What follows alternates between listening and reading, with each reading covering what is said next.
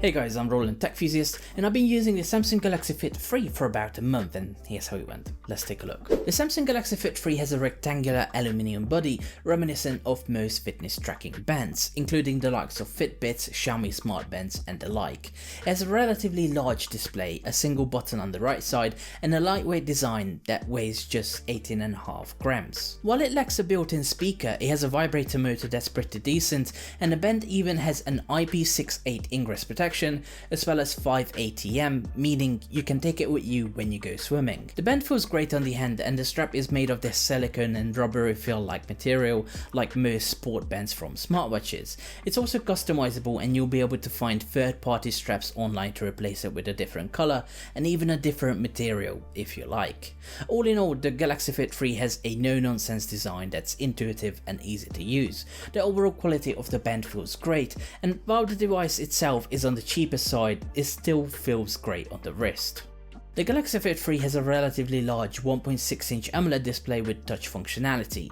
It supports basic touch gestures, and it's easy to navigate it using swipe up, down, left and right actions to move across different screens and settings. It gets plenty bright outside, and I was always able to view the time and incoming notifications in all lighting conditions. It can seamlessly sync with your phone, and there's even an option for an always on display, although I'll tell you a little bit later in this video why I would strongly discourage you from ever turning that on. All in all, the screen is large, plenty bright and big enough to see all incoming notifications and to control the band. The light sensor is sensitive, but to the exact right level to adjust the screen's brightness based on your surroundings. Samsung managed to put every pixel into great use, and generally speaking, the Fit 3's display will be an excellent size for most people wanting a small smartband.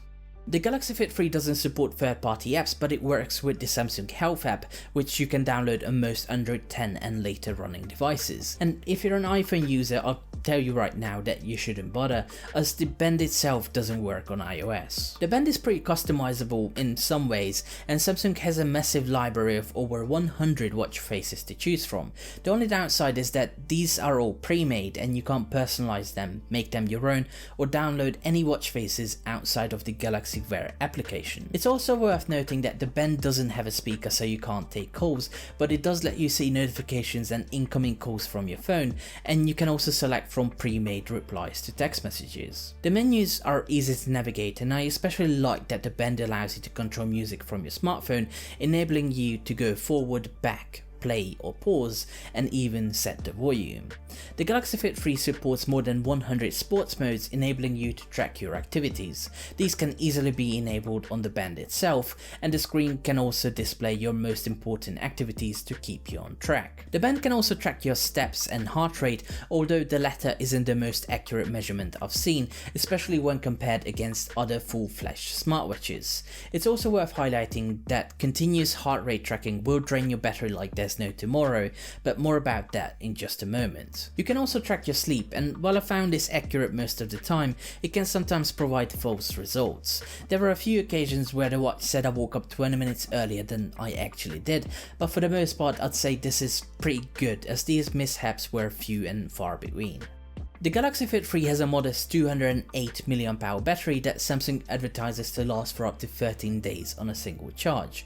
In reality, I found that impossible to reach, even when I set the heart rate tracking to measure every 10 minutes instead of constantly. With those settings, I managed to make the band last for about 4 to 5 days, while the continuous measuring required a top up every 3 or 4 days or so. The Fit 3 uses a proprietary magnetic charging solution, which is easy to line up, but I can't tell you how many times I had difficulties actually making the band charge properly.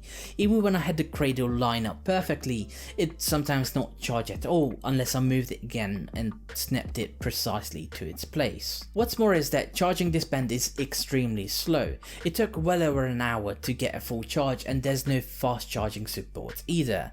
Given how often you'll have to choose this up, you'll have to find a way to make it work after every 3 to 5 days. Achieving the 13-day advertised battery rating seems only possible if you measure your heart rate manually and you only use the band's features on demand when you're working out, and even then I'd probably only put it to 7 to 10 days tops. With the always on display enabled, you'll likely have to top up every other day or so, as it can consume a lot of battery to power these small pixels, which is precisely why I'd recommend you leave it off. So, Should you buy the Samsung Galaxy Fit 3? The Galaxy Fit 3 is a decent smartband from Samsung, offering great features and an easy to use interface in just about all the sports modes you need. With regular steep discounts, you might be tempted to pick this over another competitor, such as a Fitbit. It's worth keeping in mind that it's not the most accurate tracker, and the battery life leaves a lot to be desired. When you compare the Galaxy Fit 3 against the likes of the Xiaomi Mi Band 9, which actually retails for the price of the Fit 3 with discounts, you'll see that it offers nearly identical features and a very similar hardware, which makes Samsung's offering a bit tougher to recommend. However, if all you need is a smart tracker with sleek looks over 100 sports modes, and you don't mind some slight inaccuracies for your steps, sleep and calorie count, the Samsung Galaxy Fit 3 is a decent option for as long as you know that it only gives you a rough estimate and you don't mind charging once or twice a week. For everyone else, I'd either recommend a Xiaomi Mi Band 9 or saving up for a more reliable fitness tracker from companies such as Garmin and Fitbit.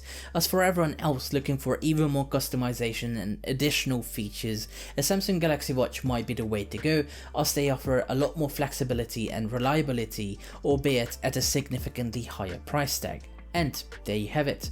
Hope you found this video useful. If you did, make sure to leave a like and subscribe to my channel. With all that said, thank you for watching. I'll see you next time.